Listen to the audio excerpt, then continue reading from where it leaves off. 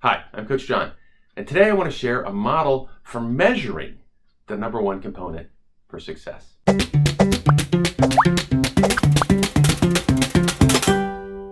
So a couple of weeks ago, I shared a video on the Carnegie Triangle, and in that video, I demonstrated why attitude is the number one component of success.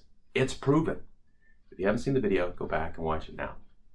The reality is that not everyone has the stomach for making the changes necessary to deal with or combat a business owner's daily challenges.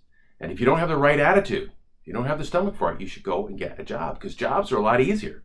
There are systems and rules and procedures to follow that lead to success in a job. Maybe not as much time freedom, but success. As a business owner, you're the one that's creating the systems and the rules and the procedures for success in your business. The act of designing and creating, coupled with decision making, is far more challenging than making suggestions or following the process. It's just a lot easier and less effort to follow a process or suggest improvements than it is to actually make the decisions. All right, so let's get back to measuring attitude. And even before you begin to measure attitude, you might begin to ask, why is measuring attitude important? And measurement is important because of the Hawthorne effect. The Hawthorne effect proved that what gets measured gets improved. Now, the effect gets its name from one of the most famous industrial experiments in the United States history. And it took place at Western Electric's factory in the Hawthorne suburb of Chicago in the late 20s and the early 30s. Now, Western Electric, they undertook an industrial study to improve performance. Pretty good idea. And as the team began to test different ideas for improving performance, one of the ideas they had was the lighting. So they adjusted the lighting. One day they dimmed the lights, and interestingly enough, performance improved. Then they increased the lights, and you know what? Performance improved again. And then when they returned the lights to normal, performance increased again. The conclusion on why performance increased wasn't the lighting.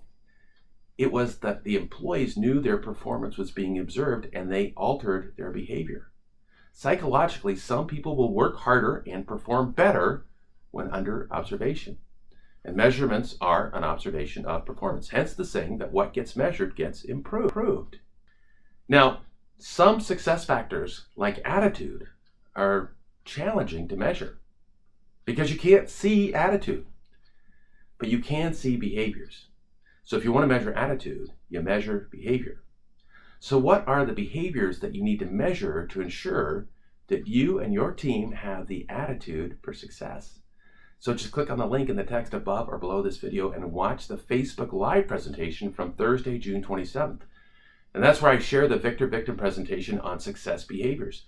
And you can learn 10 behaviors to track and measure to manage you and your team's attitude. Because what gets measured gets improved. Attitude is the number one component for success, so learn to measure attitude. All right, so what's the one behavior that means the most to your success? Scroll down and enter your most valuable success behavior in the comments below. Mine is resourcefulness. Cheers to your success.